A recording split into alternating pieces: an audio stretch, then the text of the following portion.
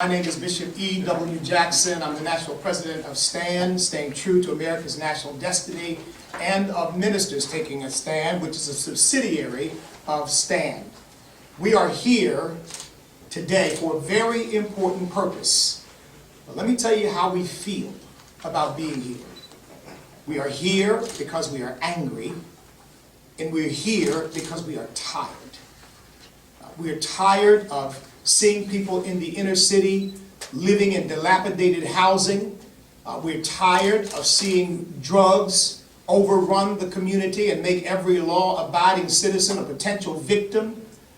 We are tired of seeing gang warfare breaking out in inner cities across this country, seeing innocent people die, men, women, children who are doing nothing wrong in some instances. We're tired of our young people like Tyshawn Lee in Chicago about 3 weeks ago, 9 years old, on his way to play basketball, brutally gunned down by some act of gang vendetta against his father.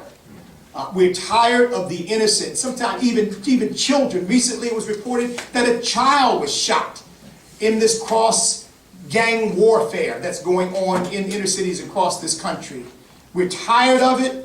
And we're just tired of hearing people give us explanations that don't make any sense whatsoever. We're tired of hearing the police blamed as if all the problems of the inner city are the result of police misconduct. We know that's not true, yet that gets all the attention. We're tired of hearing that everything is a problem of race. We know that that gets all the attention. And yet these children who are growing out without fathers, that has nothing to do with racism. It has to do with responsibility. And we're tired of nothing changing. We got a lot of protests, but we don't have any progress. And we see confrontations, but we don't see any transformation. So we're here to offer what has been needed for the last generation, a real solution. It's not a government solution. It's a private sector solution. And beside me are pastors and Christian leaders because they have to be in the forefront of providing a solution to these ongoing problems. We're here to announce Project Awakening. Project Awakening. Now, Project Awakening, as I said, is a private sector comprehensive plan for the recovery of inner cities. And the acronym CREATE encapsulates what it stands for. CR for cultural renewal. We've got to renew the family. We've got to renew a commitment to education. We've got to renew a sense of respect for elders and authority. And we've got to renew self-respect. The sense that you owe those around you the dignity of their humanity too. That robbing and stealing and killing and then expecting others to justify it. And to go along with these slogans, snitches get stitches, to have gang rap somehow be iconic and something that everybody's into and something that everybody looks up to when all it offers is disrespect of women, disrespect of God, frankly, disrespect of what it really means, what it is historically meant to be black, to overcome the problems that we face.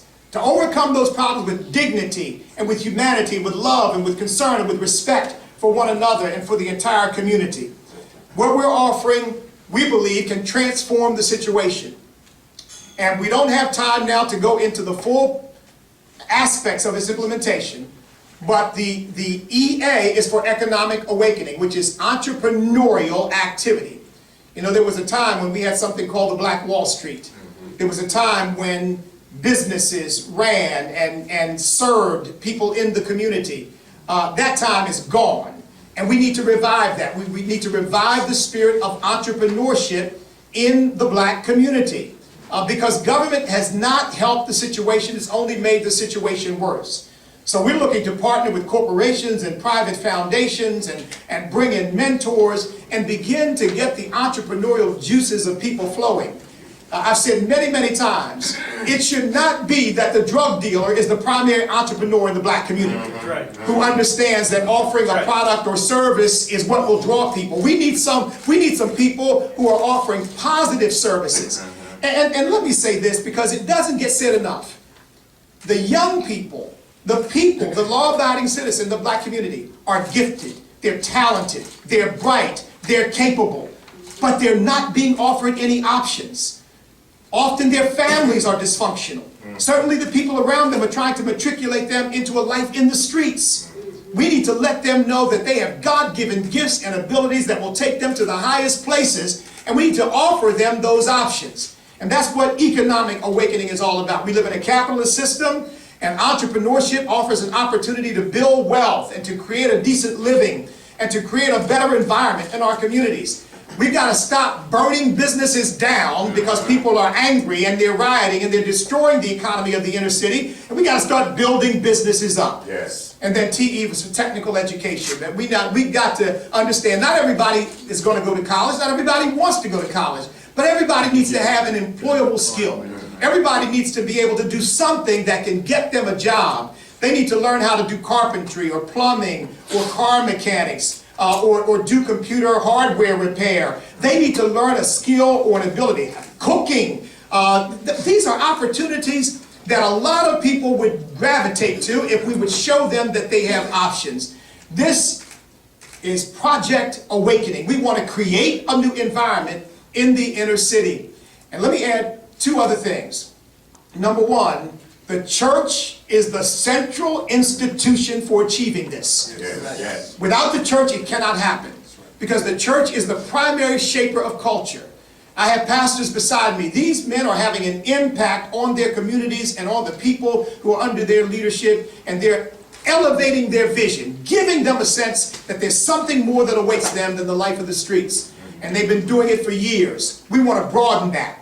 We want to make the church again the central institution for bringing these values and bringing these principles into the community. And the last thing I'll say about it is this.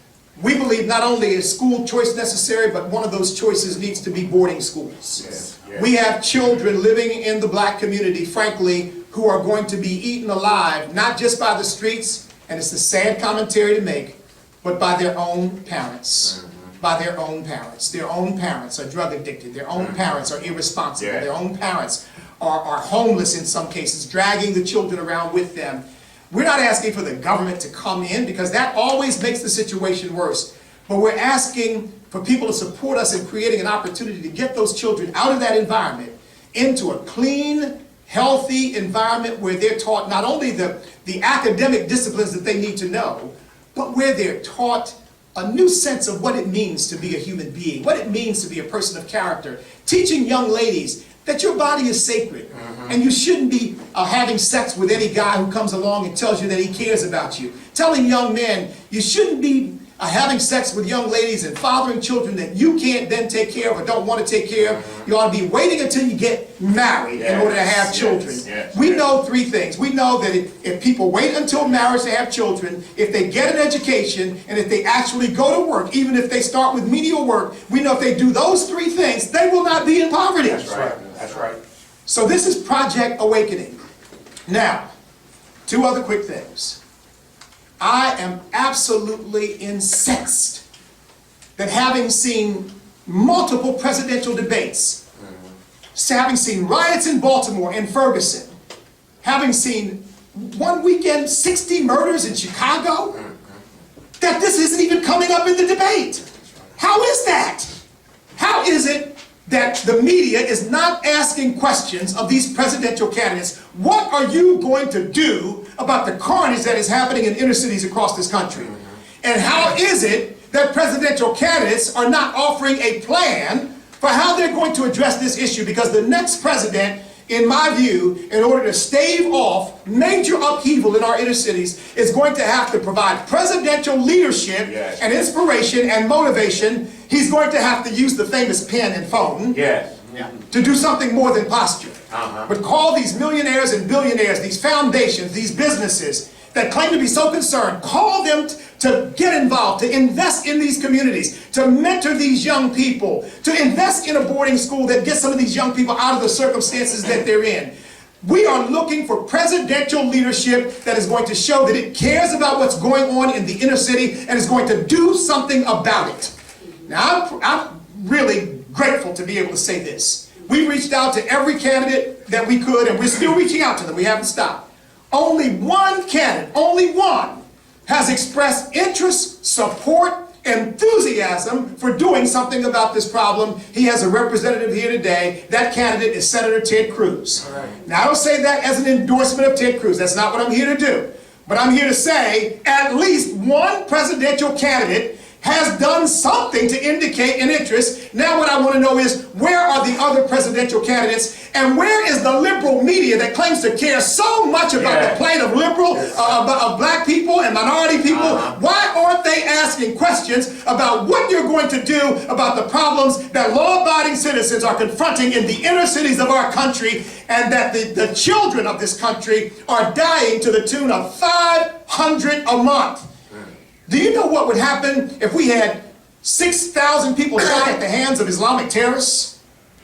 Can you imagine what would happen if 500 people a month died at the hands of Islamic terrorists? And yet 500 young people are dying pretty much every month in our inner cities across this country, and we hear barely a peep about it. It's time to end the carnage. It's time to do something about it. We're offering a positive vision for where we go from here. So I'm challenging the media. There's a presidential debate coming up. I'm challenging the media and challenging those who will be asking questions to put this on the agenda. What are you going to do about what's going on in the inner city?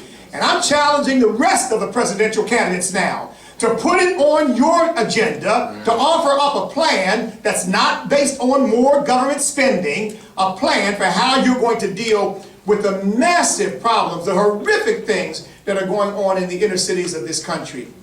Now, I want to tell you, you're going to hear from some other people today who are here to speak on this. I want to tell you who they are, and they're going to come up in this order. And we have a list for you with their contact information so that you don't necessarily have to ask them to spell their names and all that. We'll have that for you. The first person we're going to hear from is going to be Reverend Cecil Bly, Pastor Cecil Bly. He's our National Vice President for STAND. He hails from Louisville, Kentucky, Senior Pastor of More Grace Ministries there. Then we're going to hear from Pastor Iverson Jackson. He's the National Vice President and Arkansas State President of STAND. He's from Zoe Bible Church in Little Rock, Arkansas.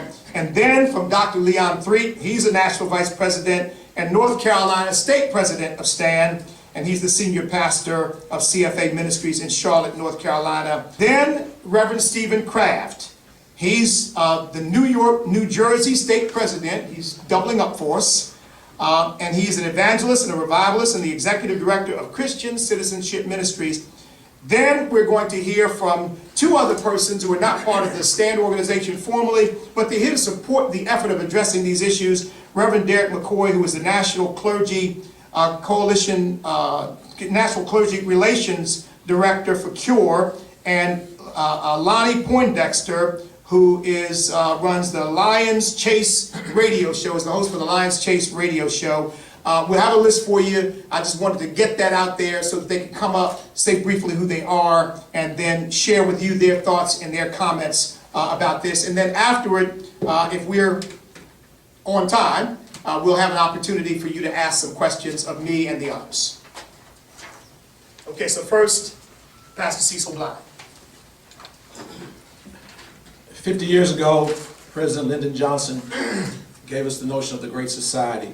50 years later, we see there could be no great society without great morality. 50 years later, we see there could be no great society when government involvement incentivizes family disintegration, making it more profitable to cohabit than to be married. We see 50 years later that there could be no great society when government involvement incentivizes joblessness, making it impossible to make a judgment to take a low-skilled job when you're making more money on the government dole. Franklin Roosevelt gave us the New Deal, John Kennedy, the New Frontier, Lyndon Johnson, the Great Society, Barack Obama, the audacity of hope. But we need to have an awakening. Yes. We need an awakening that saves our cities by strengthening our families and incentivizing personal responsibility and enterprise. The paradigm of government as parent has destroyed the black family and made black fatherhood irrelevant. Our welfare policies have incentivized cohabitation, single motherhood, and unemployment. The most important determiner of whether a child gets educated, is healthy, commits crimes, uses drugs, is whether or not there's a daddy in the home. Because 73% of black families are headed by females, our young black men have no role models in the home, and too easily find their role models in those who have little in the way of integrity or life skills. For the 1 out of 3 black men who are arrested and incarcerated, future employment and building of relationships are exponentially harder to achieve. Failure breeds discontent. Discontent breeds more destructive behavior, and the cycle continues and then becomes generational. Certainly, the government has a role to play in transforming the inner cities, but government is not the answer. Partnerships and multi-level cooperation with churches, private sector, government, schools, sports programs, entrepreneurs, all have a part to play. With God's help, we can transform the lives of individuals and families in our inner cities. But the leader has to be the church. The catalyst has to be the church. Why? The church is the closest connection. The church has the most credibility. The church has the strongest contacts. The church has the greatest moral authority. The church has the best track record. And the church is called to be Christ's witness to the inner city. Yes. We have to find a better way. And Project Awakening is a tangible step in that direction. And the church needs to be the drum major leading the parade. Amen. Good morning, I'm Pastor Iverson Jackson with Zoe Bible Church in Little Rock, Arkansas. Another issue that Project Awakening will address is the racial divide in this country. Many people are profiting off of the racial divide. But we must educate all Americans, but specifically African Americans, those of African descent, about the true history of America. And most don't know that white and black Americans fought side by side for the freedom and in the building of this country. Black Americans were not just simply Southern slaves. They were politicians, they were scientists, Right. They were doctors, they were community leaders. There were some pastors, black pastors, who had all white congregations. Not in the South, but still in America. These stories are not told. People like Benjamin Banneker, who had an almanac, all types of different people in American history. As Bishop made the reference to Black Wall Street in America, in Tulsa, Oklahoma, where I used to live. That place was one of the most thriving communities, not just black communities, but one of the most thriving communities in America. All types of black entrepreneurships. One of the first black-owned Coca-Cola companies was located there. So we have to tell the entire history of the racial profile here in America, not just starting with the 1950s with the Civil Rights Movement, but from the very foundation of this country, black people, white people, holding hands, side by side, fighting. You look at a lot of the portraits from the Revolutionary War, there are black heroes Right. painted in those portraits, but those are never pointed out.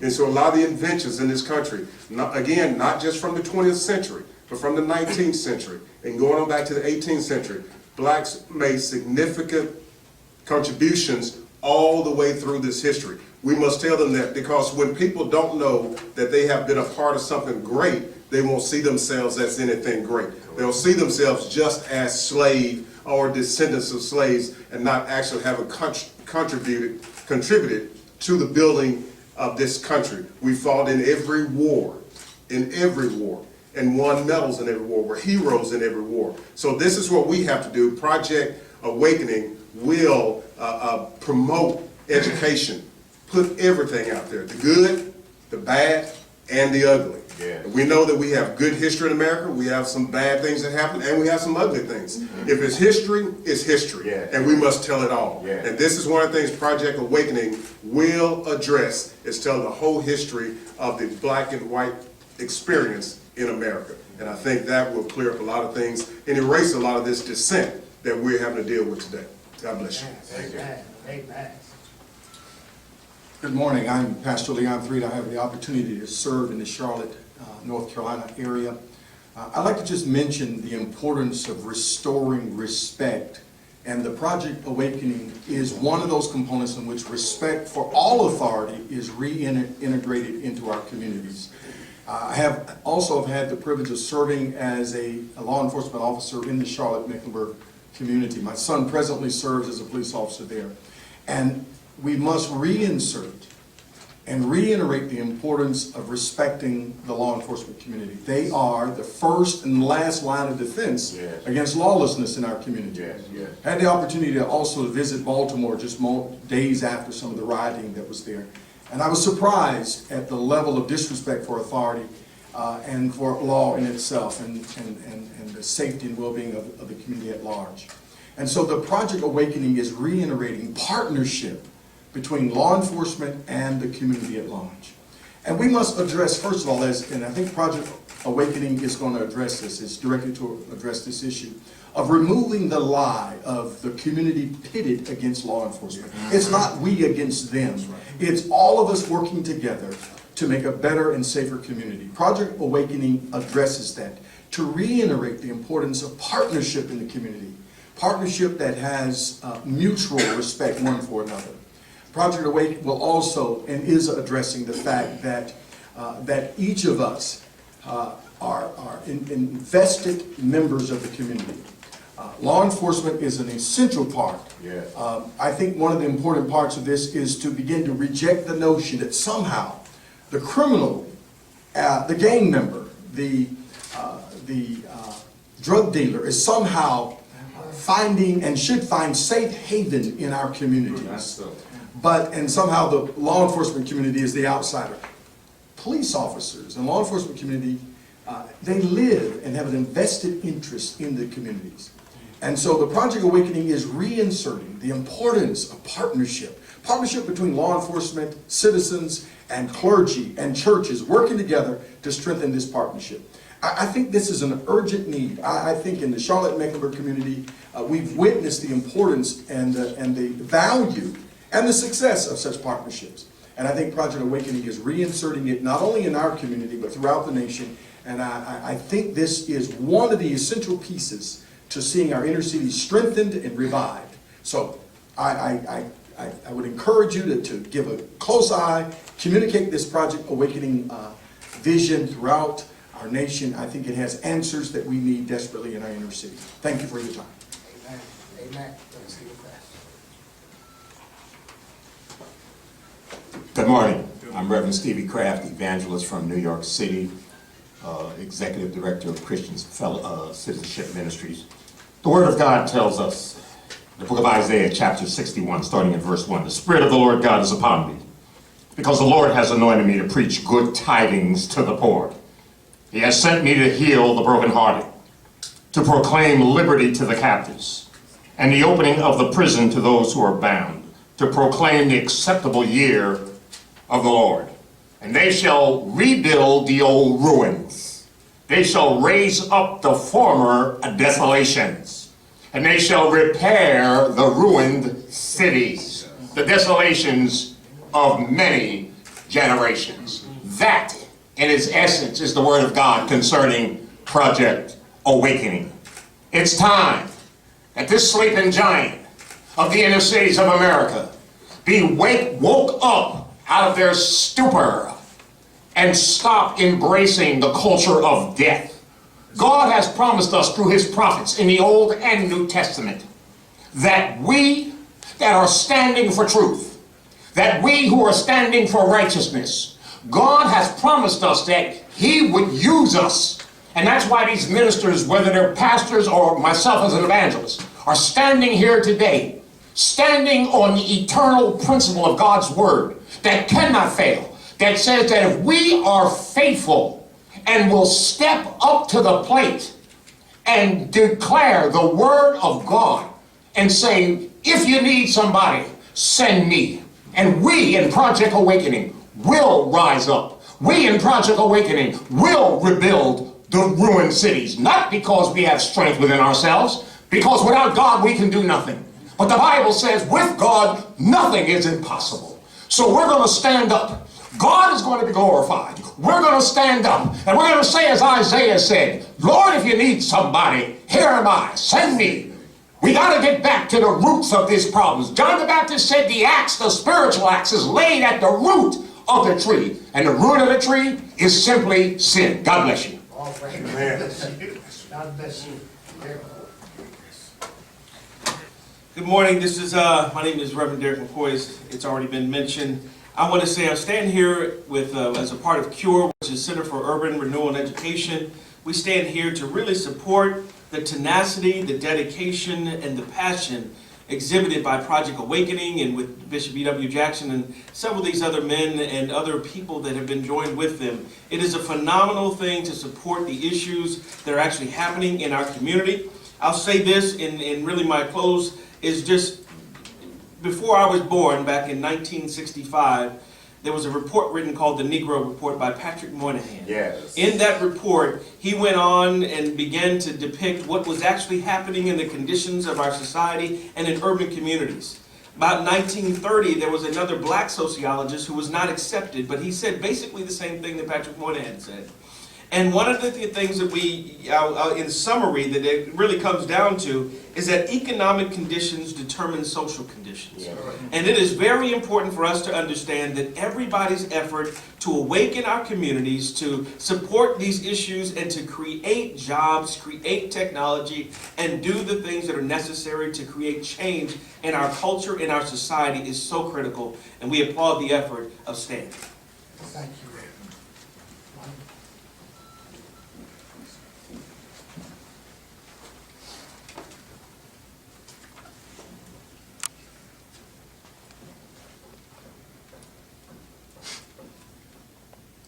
My name is Lonnie Poindexter. I'm the host of the Lion Chasers show on urbanfamilytalk.com. We are a national radio platform broadcasting the message these gentlemen all espouse here today to a demographic that typically does not hear this message, at least from the traditional media sources. I feel honored to be standing with these gentlemen today. I'm going to take and congeal down my message to a story I want to share with you. There was a herd of elephants at a game preserve in Africa that had a problem. They were finding elephants maimed and injured in the preserve. In fact, they were finding other animals injured as well, and some were even found dead. What they discovered was the juvenile males were attacking other elephants in the herd.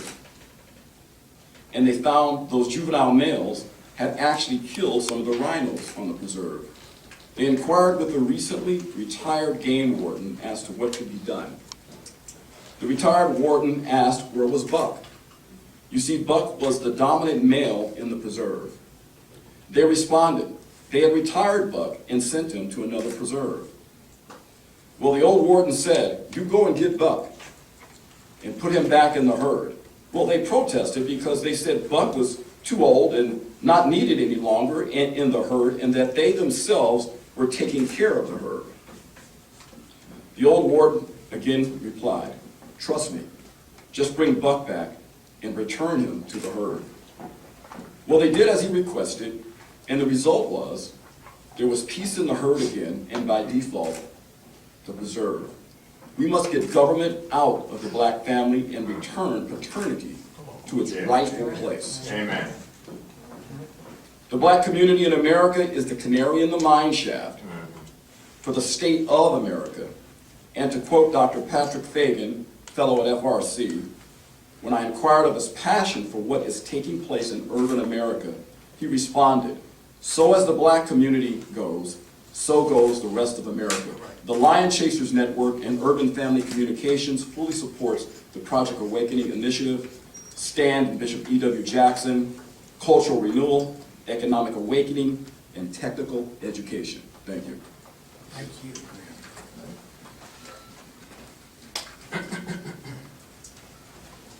My name is Buddy Pilgrim. I'm the National Director for Faith and Religious Liberty for Senator Ted Cruz's presidential campaign. We're happy to be here today to support what Bishop is here doing. This is exactly the kind of initiative that is needed throughout this country to help resolve the problems in the inner city of our country and throughout our country. In fact, the issues of crime and poverty, I would say, are not really the problems in the inner city.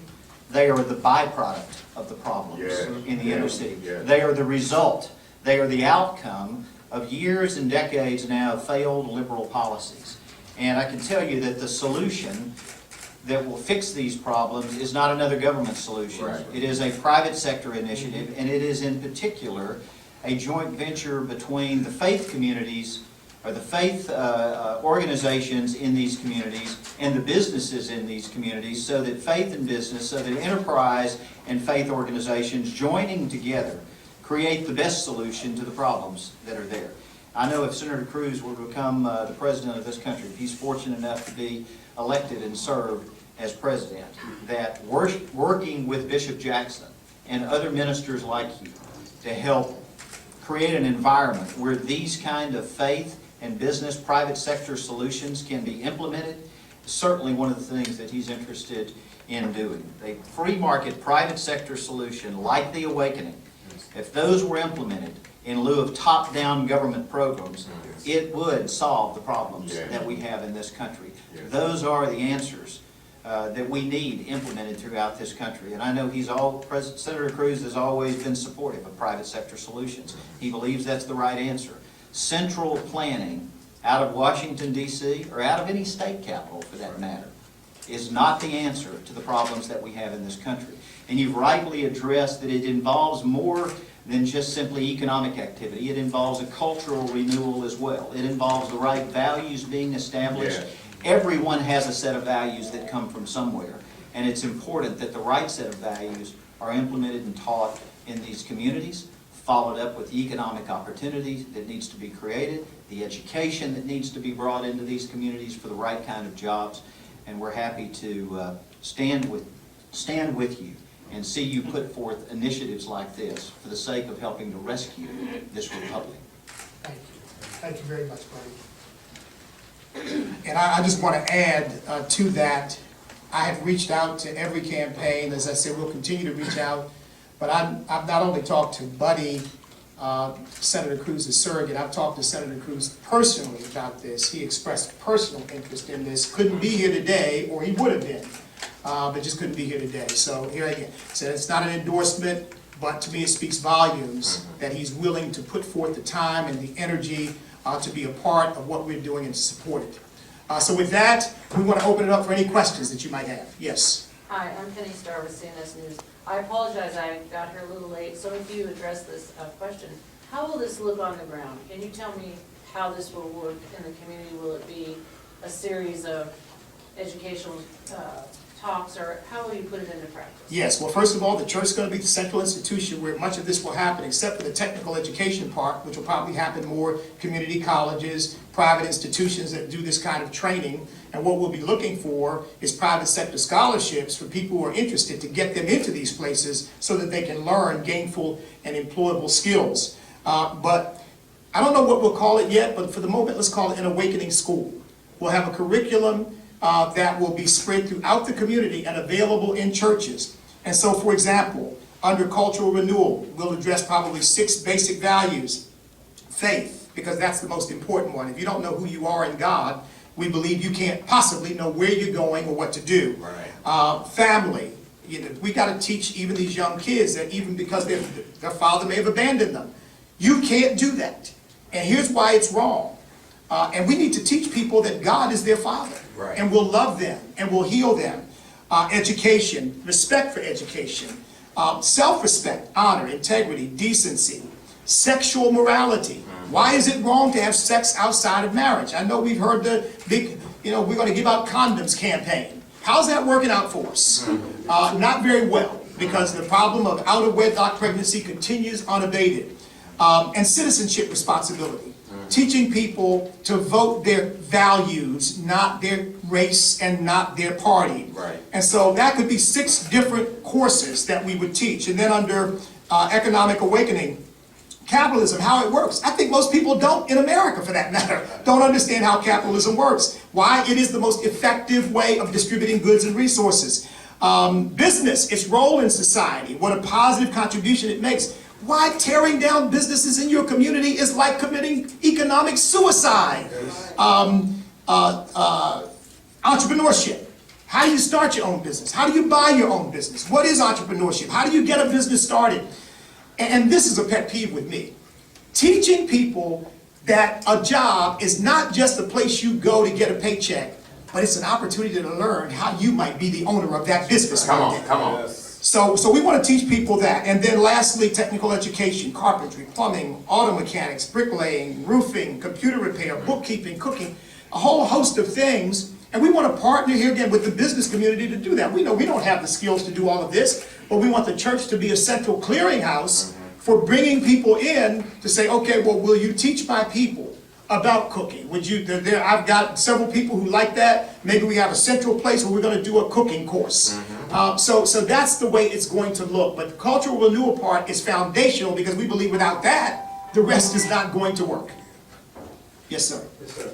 Moving forward, Washington Foreign newspaper here in the district. Pastor Gray, be able to respond more to this Sure. question, sir.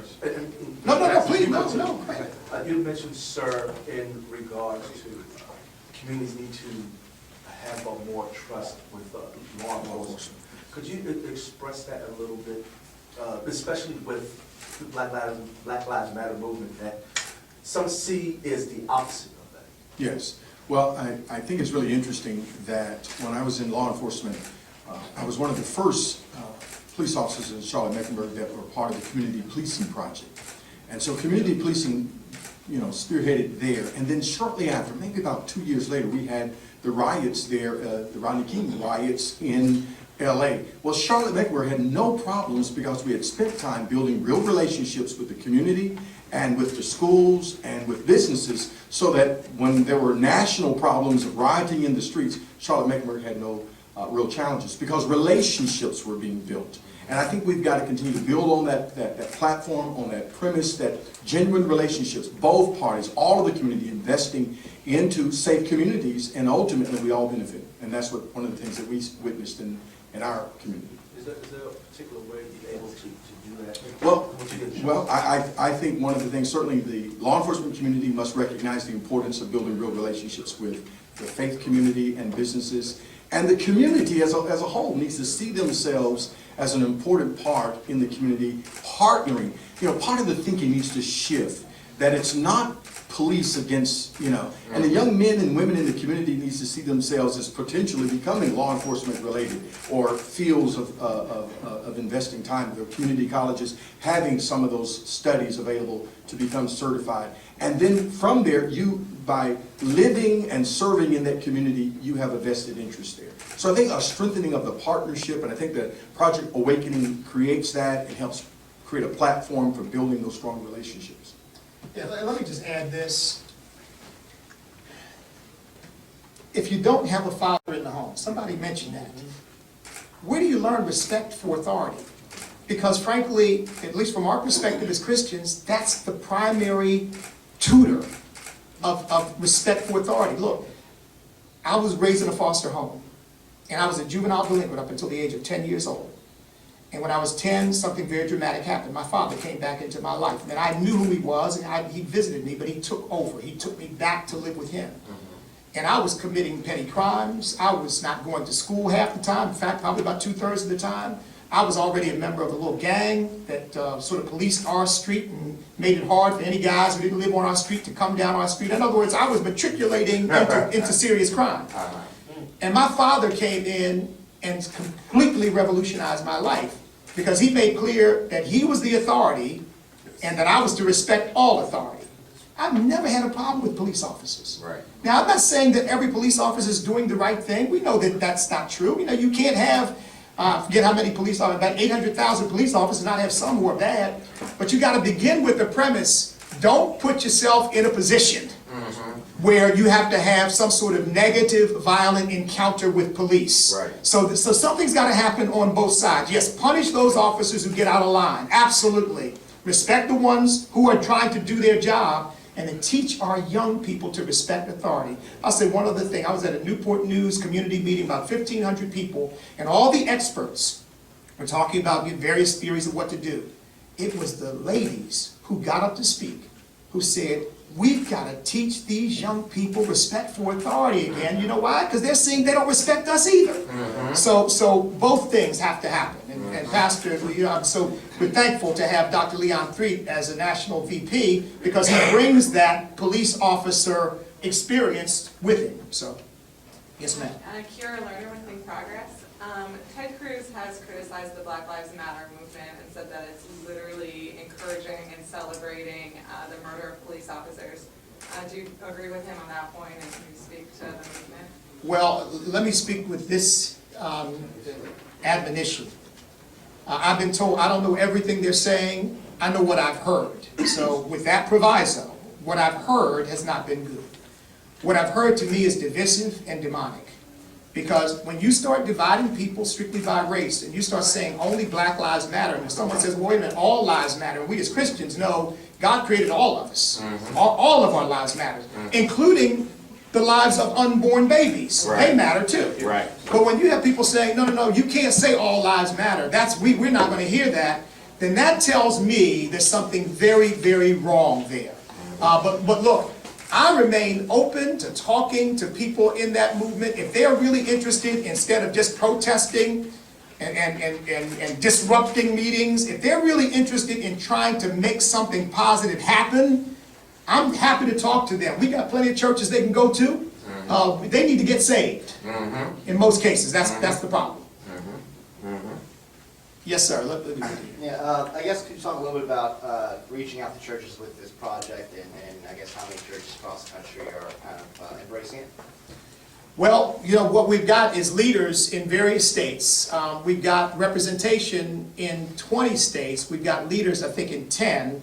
And those leaders are building on the ground. So I think if you included all the churches that are involved and all the members who are involved in those churches who are sort of joining in with ministers taking a stand, it would number in the thousands. Our goal is to have representation in every state in the country. Yes. I'm sorry, I Penny. think it was is it Dr. Cecil? Yes. And could you expand a little bit on what you said, that the incentivizing cohabitation, making the family and the black fathers irrelevant? Can you expand on that idea? For example, if you are a single mother and you are on public assistance and you fall in love with a low-income worker and you want to get married, then his low income could cause you to lose thousands of dollars worth of benefits, whether it be, you know, for food, for insurance. And so what we need to do is help transition people and find a way to have a bridge so that you don't just get dropped to nothing if you try to better yourself with either working yourself and also getting married, because two of the things that would get you off of poverty is getting married and getting a job, because that works to increase your income. We've got 5 minutes and we've got to be out of this room. Are there any other questions? And by the way, we can take some questions in the hall, and everybody here is available to answer any questions that you have. Just one other, Yes. one point of clarification, if you could, Bishop. The 500 young people you mentioned that died on Martin, I'm just wondering where that may have come from. About an average of 6,500 young black people die every year in this country. I mean, it varies. It goes up sometimes, it goes down sometimes, but that's about the number. That would be about 500 a month. Yeah, I was just wondering, where did that, I just wanted the statistic. Oh, that's available through the Bureau of Criminal Justice Statistics. Yeah, yeah, absolutely, absolutely. All right, thank you all so much. Happy to take questions in the hallway, but we got to clear this room now.